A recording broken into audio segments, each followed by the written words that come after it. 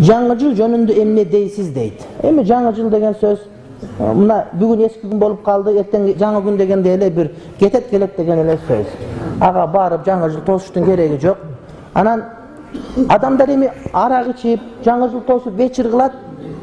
Эми аны мусулмандар кылбайт. Бирок азыр жаңы бир туура эмес нерсе чыгып калды. Мусулмандар ошол жаңы жыл күнү биз 2 рекат намаз окуйбуз деп чыгып атышат. Sen mine жаңы жылды бул арак менен тоса, сен намаз менен тососуңбу? Бул бидат. Жаңы жыл күнү даватка чыгабыз дейт. Бул бидат. Жаңы жыл күндү ибадат менен алек кылба сен.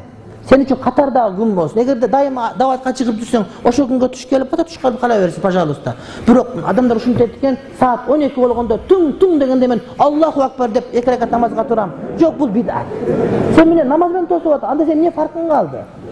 Анчалык кор кылба ибадатты. Жөн эле уктай бер. Намаз кутан окуп кел, укта болду.